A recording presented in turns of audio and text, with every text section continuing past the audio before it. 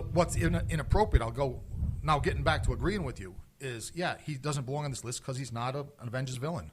And to have him number 3, and when I looked forward on this list, they didn't even have Red Skull on here. He's not in the top 10. Right. That's bad. Now because whether or not you like the Red Skull, he's a very significant Avengers villain. Right. And he has to be here because he's followed the Avengers all through their existence. And if you want to talk about villains that spread amongst universe, they left out 2 very big ones. Well, let's dispose of Kang first. Yeah, because I think he's boring. Kind of like your charge with the other guy there. I'm not even going to give him time. I'm not going to give Kang the time of day on this. If you're going to get mad at me, don't care. Send me some hate mail. I love to read that. I don't think there's enough Kang fans out there that really care that are going to hate mail you. I really don't. It's another one of those villains where I have to say, I don't know who that is. And number 1, I think the only reason he's gotten number 1 is the fact that he's got a movie coming out. Now, I will give Ultron credit. He is a sick character, and he does destroy the Marvel Universe to the point where they have to reset it in all different dimensions. He is a devastating villain. Number 1, not in my eyes. I think preference, just like, kind of like when we played the song Iron Man earlier on, heavy metal fans say that it's a great metal song when that chill goes down your spine when Ozzy says, I am Iron Man. The reason Ultron's number 1 on this list, and I agree with it, is because now in comic book format, this creature, when I read this, and I wasn't an 8-year-old kid either. I was a little older than that when I used to read, Ultron's adventures with the Avengers in the 70s and 80s. Because when did he first come out? It was the... I'm not sure. Yeah, but I know that's the time period we're talking about. In other words, I wasn't a little kid when I came upon this hideous creature in the Avengers comics, and it gave me a chill. In other words, there's something about this creature, the appearance of him, the faceless, energy-powered. I still remember when I was reading this. I forget which issue it was. I don't have it anymore, but when. All I remember is the moment when Ultron came out of this crashed spaceship, I think it was. He stepped out, and the Avengers were in a semicircle facing him, and Thor threw his hammer, and it just bounced off Ultron. And Ultron just stood there staring at Thor and the Avengers with that no-faced expression on him. And that's why he's number 1. In other words, just he radiates evil. It's not so much what he accomplishes all the time. Some of the other ones accomplish more, but he's pure evil. And he lets you know that. I'll give him that, but not my favorite one. We got a couple more minutes. We got to wrap things up, so I want to try to finish this up and go down to a song. Who is your favorite one? My all-time favorite is definitely Thanos. He should have been number 1 in my eyes, but they left out a couple big-name villains that the Avengers fought. I mean, they left out Galactus.